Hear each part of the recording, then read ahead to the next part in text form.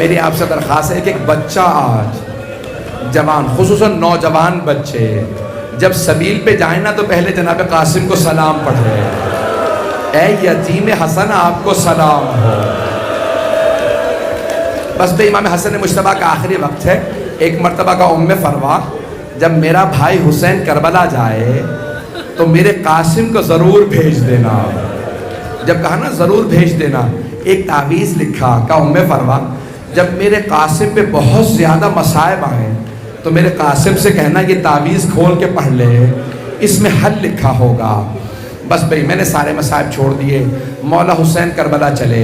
جب جانے لگے نا تو جناب ام فروا نے کہا میں ساتھ جاؤں گی، میں نے آپ کے بھائی حسن سے وعدہ کیا تھا، میں کہیں ان کے سامنے جنت میں شرمندہ نہ ہو جاؤں، میں قاسم کو ساتھ لے کے کربلا جاؤں گی۔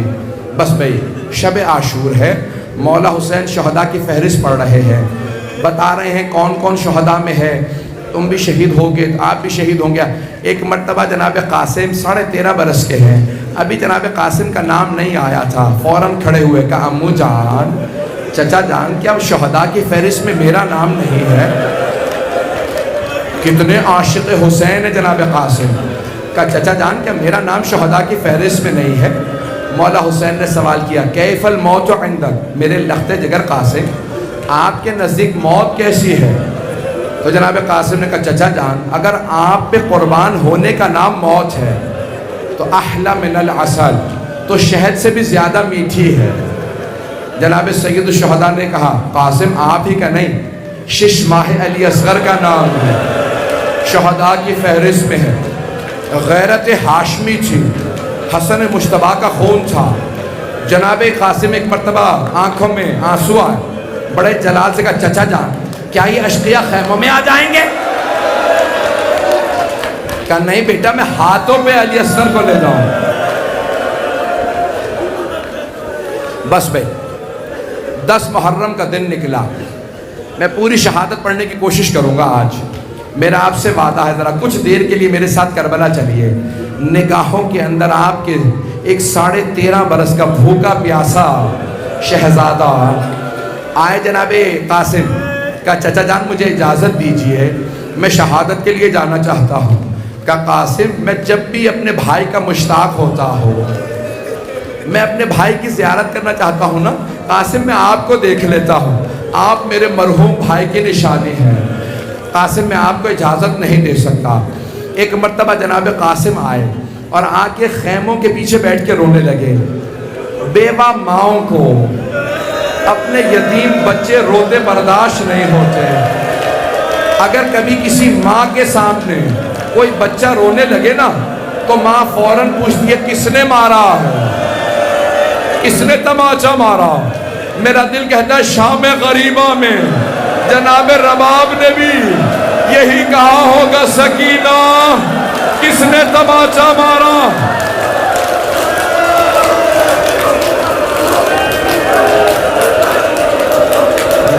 نہیں نہیں، بس بھئی ایک مرتبہ جناب ام فروا نے کہا جناب زینب سے بی بی مجھے لگتا ہے میرے قاسم کی آواز آ رہی ہے۔ جناب ام فروا اٹھی، خیمے کا پردہ کھولا، دیکھا، اگر میں جب دیکھ سکے ایک بچہ اپنی پیشانی کو دونوں گھٹنوں پہ رکھ کے بیٹھا ہے اور اونچی آواز سے رو رہا ہے۔ جناب ام فروا سے رہا نہیں گیا، کہا قاسم کیا بات ہے بیٹا ایسے کیوں رو رہے ہو؟ اپنا سر گھٹنوں میں رکھا تھا اور رو رہے تھے۔ قاسم ایسے کیوں رو رہے ہو؟ کہا اماں میں جب بھی چچا کے پاس جاتا ہوں چچا مجھے اجازت نہیں دیتے، مجھے اجازت نہیں دیتے، کہتے ہیں تم میرے مرحوم بھائی کی نشانی ہو۔ جناب ام فروا نے کہا قاسم آپ کے بابا نے کہا تھا جب قاسم بہت مصائب میں ہو، پریشان ہو، تو ام فروا قاسم سے کہنا تعویذ کھولے اس میں حل ہوگا۔ جناب قاسم نے تعویذ اتارا، تعویذ کھولا، اس میں ایک کاغذ تھا۔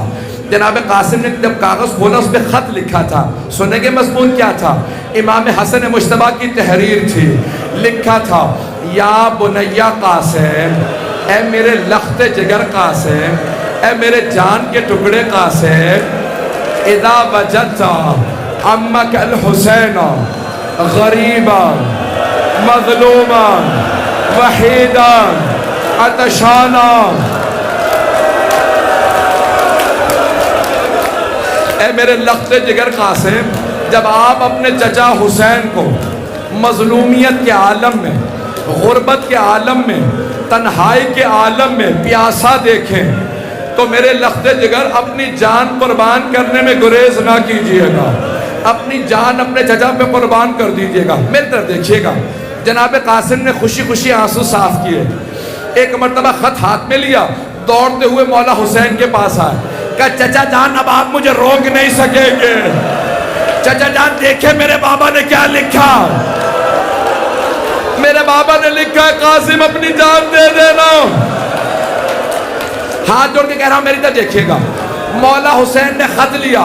کہا کیا لکھا ہے میرے بھائی نے. ایک مرتبہ تحریر پڑھی. مولا حسین نے چوما خط کو، آنکھوں سے لگایا، پھر مدینے کا رخ کیا. کہا میرے بھائی نے مجھے غربت میں یاد رکھا.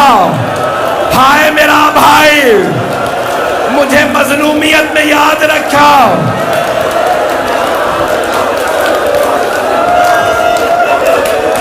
بس پہ 2 منٹ کی زحمت اور دوں گا. نہیں میرا بھائی.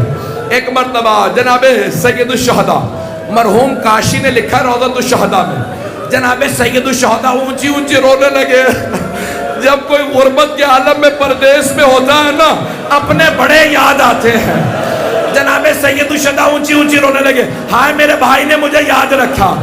روتے روتے اپنی باہیں جناب قاسم کے گلے میں ڈالی. مرحوم کاشی کہتے ہیں دونوں چچا بھتیجا رونے لگے. روتے روتے غشیہ علیہما، غش کھا کے زمین پہ گر گئے. جب ہوش میں آئے تو کہا عباس ذرا زرہ لا دو، قاسم کو زرہ پہنا دو. جناب عباس زرہ پہ زرہ لا رہے ہیں. جناب قاسم کو زرہ پوری نہیں آ رہی. جانتے زرہ کیوں پہنی جاتی ہے؟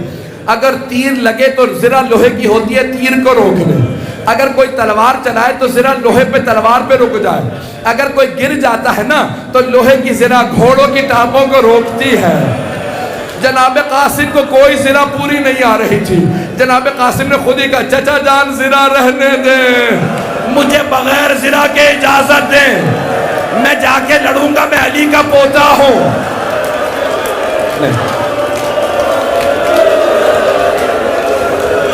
مولا حسین نے اپنے ہاتھوں سے جناب قاسم کو سوار کرایا. ایک مرتبہ جناب سید الشہداء نے جناب قاسم کو بھیجا. جیسے جناب قاسم گئے، بڑے بڑے سورما، بڑے بڑے دلیر افراد سامنے آتے، جناب قاسم فنار کر دیتے، نعرہ لگاتے یا علی کا، اور ایک مرتبہ تلوار چلاتے، سر قلم کر دیتے. ایک بہت بڑا پہلوان تھا، نام تھا ازرق. وہ 1000 پہلوانوں کا ایک پہلوان مانا جاتا تھا. عمر سعد نے کہا یہ حسن مجتبیٰ کا بیٹا، علی کا پوتا ہے، ازرق تو اس کے مقابلے میں جا. کہا نہیں میں نہیں جاؤں گا، میرے بیٹے جائیں گے، یہ بچہ ہے. ایک مرتبہ ایک بیٹے کو بھیجا. جناب قاسم نے یا علی کہہ کے تلوار چلائی، سر قلم کر دیا. دوسرا بیٹا، سارے اس کے بیٹے مار دیے. اب جب اس نے دیکھا نا سارے بیٹے مارے گئے، کہا اب میں خود جاؤں گا. جیسے ہی وہ چلا، مولا حسین نے کہا پروردگارا وہ 1000 کا ایک ہے، میرا قاسم بھوکا بھی ہے، پیاسا بھی ہے. پروردگارا میرے قاسم کو فتح دے دے.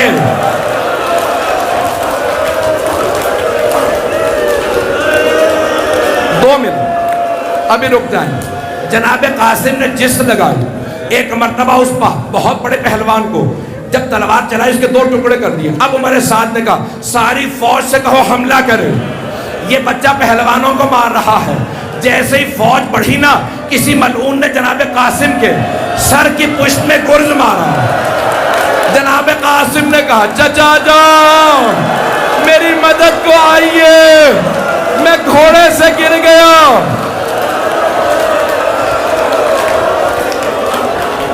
نہیں میرا بھائی، میرا بچہ نہیں، ابھی رک جائیں. جناب قاسم گر گئے. تمام مورخین مقاتل نویسوں نے لکھا امام حسین ایسے تیزی سے آئے جیسے عقاب آتا ہے. مولا حسین آئے، جب ساری فوجیں دوڑی، جناب قاسم نے زرہ نہیں پہنی تھی.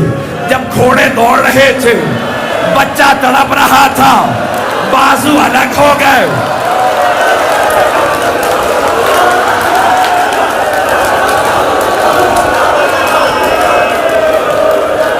مولا حسین پہنچے، بلند آواز سے کہا قاسم بیٹا آپ نے مجھے بلایا، قاسم میں آ گیا تھا لیکن بیٹا آپ کا لاشا پامال ہو گیا۔ اب کیسے لاشا اٹھائیں؟ مولا نے اپنی عبا زمین پہ بچھائی، جیسے ایک مالی صبح پھولوں کو چنتا ہے، مولا نے لاشا چنا، عبا میں رکھا۔ میں نے تمام کر دیا۔